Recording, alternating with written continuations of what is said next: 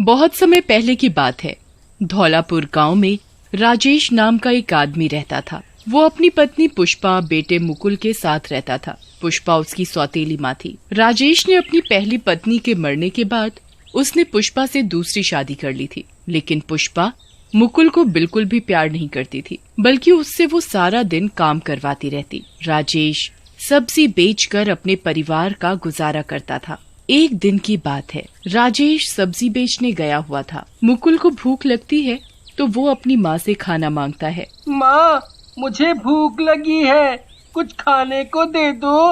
अभी थोड़ी देर पहले ही तो तूने खाना खाया था, फिर इतनी जल्दी तुझे भूख लग गई? इसे तो बस सारा दिन खाना चाहिए, खाने के सिवा इसे तो कुछ दिखाई नहीं देता। जा, पहले जो काम बचा पड़ा है उसे खत्म कर, फिर उसके बाद खाना मिलेगा। मुकुल रोता हुआ वहाँ से चला जाता है और बाकी का बचा काम करने लगता है। जब काम खत्म हो जाता है तब मुकुल सहमा हुआ सा अपनी माँ के पास आता है। माँ, मैंने बाकी का बचा सारा काम कर दिया, अब तो मुझे खाना दे दो। जा, रसोई में रखा होगा खाना, जा खा ले। मुकुल रसोई में जाकर देखता है कि एक कटोरी में थोड़े से चावल रखे हैं। वो उन्हें खाकर सो जाता है। फिर अगली सुबह पुष्पा खुद तो कुछ काम करती नहीं थी, वो सारा काम मुकुल से ही करवाती रहती। मुकुल अपनी माँ को याद कर कर के बहुत रोता था।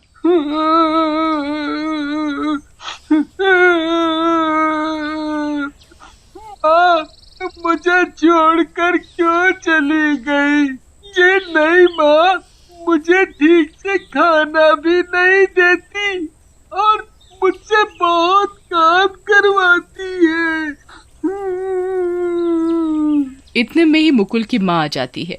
अब यहाँ बैठा ही रहेगा या कुछ काम भी करेगा? इतना काम पड़ा है, जाकर कपड़े धो ले। पुष्पा मुकुल को बहुत सारे कपड़े धोने के लिए दे देती है। मुकुल कपड़े लेकर धोने चला जाता है। जब उसके कपड़े धुल जाते हैं, ले ये बर्तन, इन्हें अच्छे से साफ करके रख दे। बेचारा मुकुल बर्तन धोने लग जाता है। बर्तन धोते धोते उसकी उंगली कट जाती है और वो अपनी माँ के पास जाता है। माँ, मेरी मेरी मेरी उंगली कट गई, बहुत दर्द भी हो रहा है और बहुत खून बह रहा है। उंगली ही तो कटी है, कोई हाथ नहीं। जाकर बर्तन धो, तुझे तो बस काम न करने का बहाना चाहिए। बेचारा मुकुल रोता हुआ बर्तन धोने चला जाता है। उसकी उंगली कट जाने की वजह से बहुत दर्द हो रहा था, पर वो कर भी क्या सकता था। इतने में ही उसके पिताजी सब्जी बेचकर आ जाते हैं और वो मुकुल की उंगली देखकर पुष्पा से कहते हैं, पुष्पा, तुम्हें दिखाई नहीं देता कि उसकी उंगली कितनी कटी हुई है और तुम उससे काम करा रही हो? तुम्हें शर्म नहीं आती ऐसा करते हुए? तुम कैसी माँ हो? मैं इसकी कोई माँ वा नहीं हूँ और इसकी उंगली कट गई तो इसमें मैं क्या करूँ? मैंने इसका कोई ठेका नहीं ले रखा। ये देखकर राजेश बड़ा दुखी रहता था। फिर एक दिन मुकुल की सगी मौसी लता उनके यहाँ रहने आती है। मुकुल अपनी मौसी को देखकर बड़ा खुश होता है और उससे लिपट जाता है और उसकी मौसी भी मुकुल को देखकर बड़ी खुश होती है। मुकुल बेटा, कैसे हो तुम? मौसी, मैं अच्छा हूँ, आप कैसी हो? मैं बढ़िया हूँ। लता उसे खूब प्यार करती है। मुकुल की मौसी प्रेग्नेंट थी। उसके ससुराल वालों ने उसे घर से निकाल दिया था और ऐसी हालत में वो कहाँ जाती। उसे अपनी बहन के घर के सिवा कुछ दिखाई नहीं दे रहा था, इसीलिए वो अपनी बहन के घर रहने आ गई। लेकिन पुष्पा मुकुल की मौसी को देखकर अंदर ही अंदर जल भून रही होती है। ये कम था जो ऊपर से इसकी मौसी यहाँ और रहने आ गई। तभी राजेश मुकुल की मौसी से कहता है, अच्छा किया जो तुम यहाँ आ गई। अब तुम चिंता मत करो, हम तुम्हारी अच्छे से देखभाल करेंगे। हाँ मौसी, आप बिल्कुल भी चिंता मत करो, मैं आपका खूब ध्यान रखूंगा। उन दोनों को इस तरह देख पुष्पा बहुत चिढ़ती है और मुकुल की मौसी से ठीक से बात भी नहीं करती। और अगले दिन लता की ऐसी हालत में भी पुष्पा उससे काम करने के लिए कहती, ओ महारानी, यहाँ मुफ्त की रोटी नहीं है खाने को, उसके लिए कुछ काम भी करना पड़ता है। दीदी आप चिंता मत करो, मैं सारा काम कर दूंगी। ये देखकर मुकुल को बिल्कुल भी अच्छा नहीं लगता। वो अपनी मौसी को घर का कोई भी काम नहीं करने देता था। वो घर का सारा काम खुद ही करता था। एक दिन अचानक राजेश की तबीयत बहुत खराब हो जाती है और उसकी मौत हो जाती है। ये सब देखकर मुकुल और उसकी मौसी का रो रो कर बुरा हाल होता है। पिताजी, आप भी मुझे छोड़कर चले गए, पहले माँ चली गई, अब आप।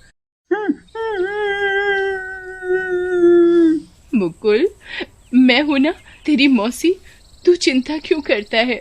तभी पुष्पा लता को खूब खरी खोटी सुनाती है। आते ही मेरे पति को खा गई मनहूस कहीं की, ना जाने इसका बच्चा जब पैदा होगा वो क्या करेगा। मैं नहीं रहूंगी अब इस घर में। पुष्पा अपना सामान बांधती है और वो घर छोड़कर अपने मायके चली जाती है। मुकुल और उसकी मौसी पुष्पा को रोकने की बहुत कोशिश करते हैं पर वो नहीं रुकती। पुष्पा के जाने के बाद मुकुल और उसकी मौसी बहुत रोते हैं। इस हालत में मैं कहाँ जाऊँ।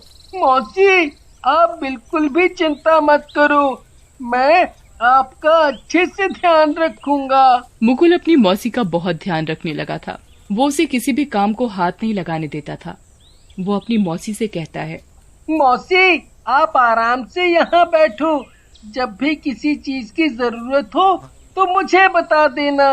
मौसी मुकुल को प्यार भरी नजरों से देखती और रोने लगती। कितना प्यारा बच्चा है, कोई माँ कैसे अपने बच्चे से काम करा सकती है। फिर मौसी मुकुल के सिर पर प्यार से हाथ फेरती और उसे खूब प्यार करती, लेकिन बगैर पैसों के ऐसे कब तक चलता। फिर एक दिन मुकुल अपने पिताजी की सब्जी लेकर सब्जी बेचने चला जाता है।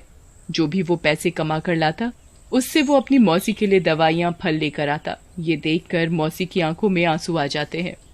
बेटा, तू मेरा कितना ध्यान रखता है, मेरे लिए कितनी तकलीफ उठाता है। मौसी, इसमें तकलीफ की क्या बात है, ये तो मेरा फर्ज है। भगवान करे ऐसा बेटा सबको दे। मुकुल रोज सवेरे सब्जियां बेचने जाता और साथ ही अपनी मौसी की सेवा करता। वो अपनी मौसी को बिस्तर से नीचे नहीं उतरने देता था। वो अपनी मौसी को पलंग पर ही सभी चीजें ला कर देता, खाना भी वहीं खिलाता। फिर एक दिन मुकुल हमेशा की तरह सब्जियां बेचने गया हुआ था। शाम को जब उसकी सारी सब्जियां बिक जाती हैं तो फिर वो अपने घर की ओर चल देता है। तभी अचानक से मौसम खराब हो जाता है। जोरों की आंधी और बारिश होने लगती है। ये देखकर मुकुल को अपनी मौसी की चिंता सताने लगती है। मौसी घर में अकेली है और उनकी तबीयत भी ठीक नहीं है, पता नहीं मौसी कैसी होंगी। ये सब सोच सोच कर मुकुल परेशान हो रहा था। वो अपनी मौसी के बारे में सोचता हुआ घर की तरफ दौड़ता हुआ आता है और देखता है कि उसकी मौसी की तबीयत बहुत खराब है। वो दर्द से तड़प रही है। मौसी, तुम चिंता मत करो, मैं अभी किसी को लेकर आता हूँ। मुकुल अपने पड़ोस की औरत को बुलाने जाता है। चारों तरफ पानी ही पानी था। बिजली कड़क रही थी। बारिश है कि रुकने का नाम ही नहीं ले रही थी। काकी, काकी जल्दी दरवाजा खोलो, मेरी मौसी की तबीयत बहुत खराब है। मुकुल के इतना बोलने पर भी काकी दरवाजा नहीं खोलती। वो दूसरे घर में जाकर आवाज लगाता है तो एक बूढ़ी औरत बाहर निकलती है। अम्मा, अम्मा जल्दी चलो, मेरी मौसी की तबीयत बहुत खराब है। ठीक है, अभी चलती हूँ। अम्मा मुकुल के साथ उसके घर चली जाती है। वो उसकी मौसी को देखकर मुकुल से कहती है, इसकी तो तबीयत बहुत खराब है, इसे तुरंत अस्पताल ले जाना पड़ेगा, नहीं तो जच्चा और बच्चा दोनों की जान को खतरा हो सकता है। मुकुल को कुछ समझ नहीं आ रहा था। इतनी बारिश में उसे कोई भी ऐसा आदमी नहीं मिल रहा था जो उसकी मौसी को अस्पताल पहुंचा सके। तभी उसे पास ही में एक रेहड़ी दिखाई देती है। वो अपनी मौसी को रेहड़ी पर लेटाकर अस्पताल ले जाता है और डॉक्टर से कहता है, डॉक्टर साहब, मेरी मौसी की तबीयत बहुत खराब है। ठीक है, मैं अभी देखता हूँ। मुकुल मन ही मन भगवान से अपनी मौसी और उसके बच्चे के लिए प्रार्थना कर रहा था। भगवान, मेरी मौसी और उनके बच्चे को कुछ मत होने देना। इतने में डॉक्टर बाहर निकल कर आता है। तुम्हारी मौसी और बच्चा दोनों ठीक हैं, बेटी हुई है। और कौन है तुम्हारे साथ? जी, मैं अकेला हूँ। फिर मुकुल डॉक्टर को सब बताता है। तुम ऐसी हालत में अकेले अपनी मौसी को लेकर आए, तुम तो बड़े बहादुर बच्चे हो। डॉक्टर साहब, मेरे पास आपको देने के लिए पैसे नहीं है, पर मैं आपको सब्जियां बेचकर पैसे दे दूंगा। उसकी कोई जरूरत नहीं है, अब तुम अपनी मौसी और बच्ची से मिल सकते हो। मुकुल अपनी मौसी और बच्चे से मिलकर बड़ा खुश होता है। मौसी भी मुकुल से मिलकर बहुत खुश होती है और रोने लगती है। तू तो बड़ा समझदार है, अब से तू मेरी बहन का बेटा नहीं, मेरा बेटा है। अब से तू मुझे मौसी नहीं, माँ कहकर बुलाएगा। माँ, माँ, माँ, माँ। मुकुल और उसकी मौसी की अस्पताल से छुट्टी हो जाती है तो वो सभी घर चले जाते हैं।